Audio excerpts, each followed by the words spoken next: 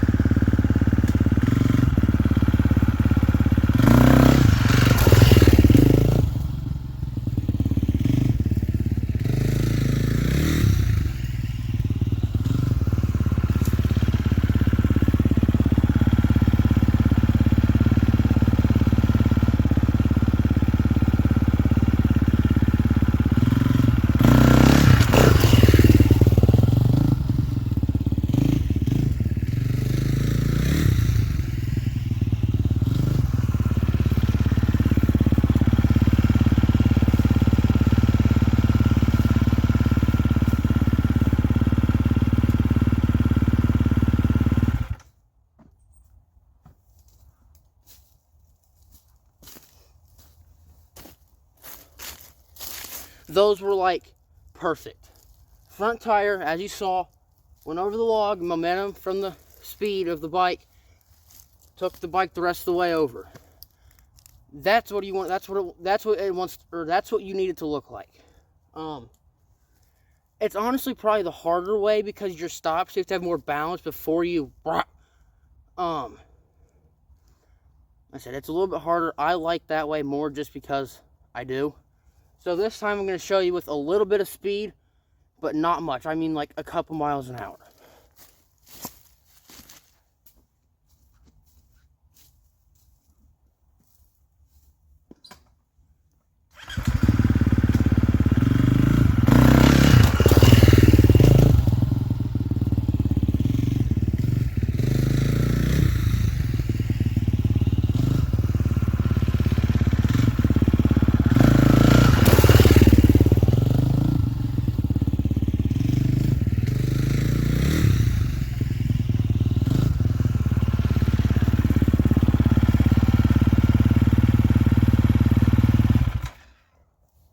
Same way with that one. I forgot to mention before I did it. The same way.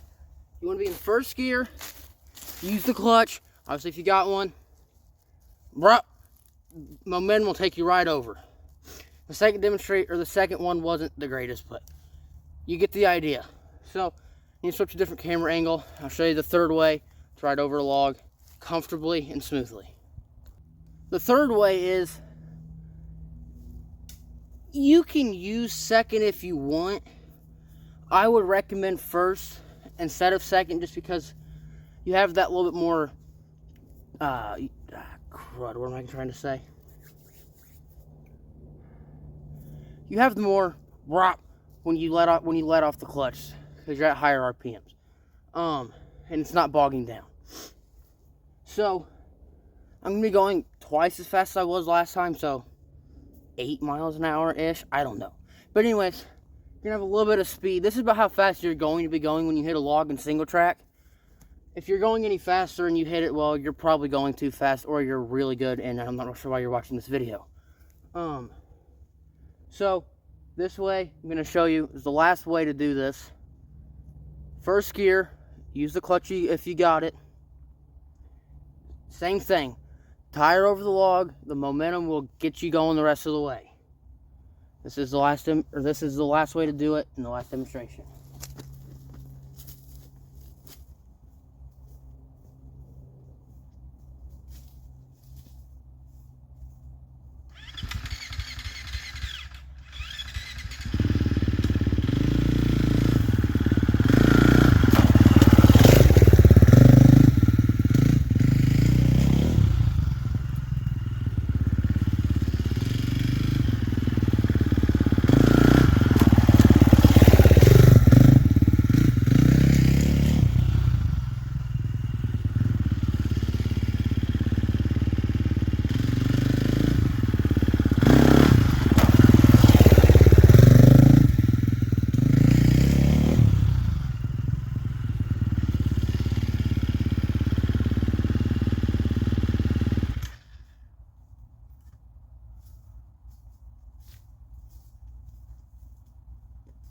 Alright, there's the third way to ride over a log.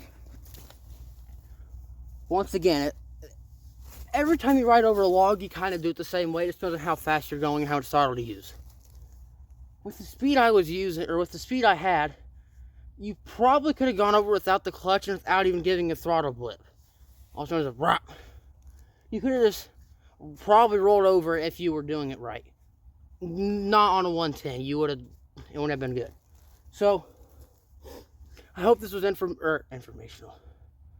I hope this was educational for young riders and beginners. I'm going to do one more just like I did, but in second gear this time. I'll come back, give a little bit of this, and then that'll be it. This time I'm in second, but it's all going to be the same.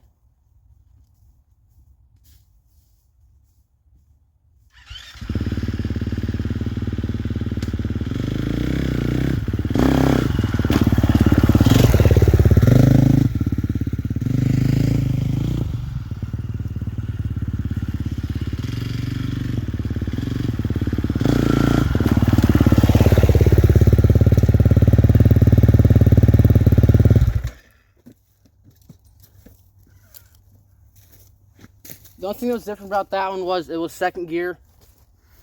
That's it. So I said, I hope this was educational for any young rider or beginner that watches this video. I said it's going to be a whole series of how to improve your riding skills for beginners. So I'm not done. That's the end of it right here. We're going to go over there. I have another log.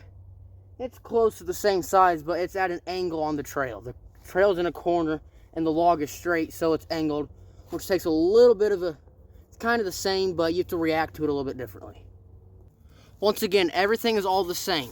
I'm going to demonstrate in 3 ways. Stopped, barely rolling, with a little bit of speed. So, it's all going to be the same. The only thing differently is, this is probably the trickiest situation you're going to run into if you're 10 years old. You're going to come around a corner and there's going to be a log laying across the trail at an angle. So it's angled and you're going around a little bit of a corner. So what's going to happen is, if you get your front tire up, the back tire is more than likely going to do this. The log is going to push the tire to the side, so it's going to make you go, like, it's going to get you off-centered. So it's easier when the log is dry because it's dry. But once again, it's all the same. Get the front tire up. I'll stop talking and just demonstrate.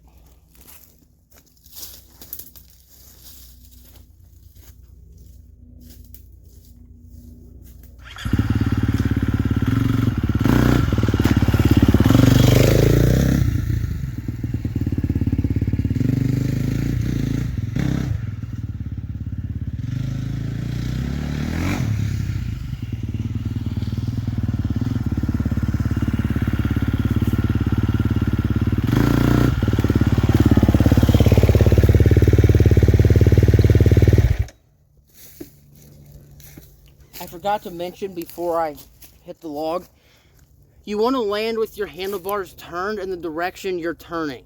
So that way you don't run off the trail like I almost did the first time. So yeah, you want to land with your bars just turned just enough to when you land back on track, it takes you right back where you were going. That was stopped. I'm going to show you barely rolling and then rolling. I'm not going to stop in between the two.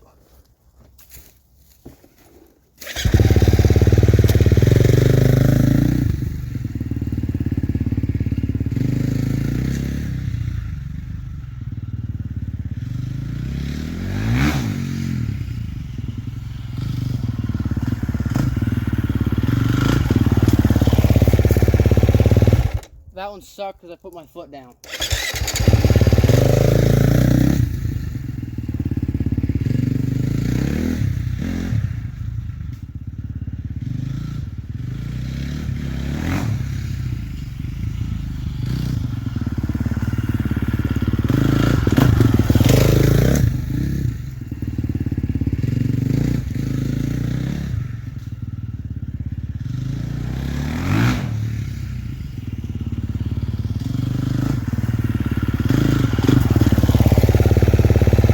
Same thing, put my foot down.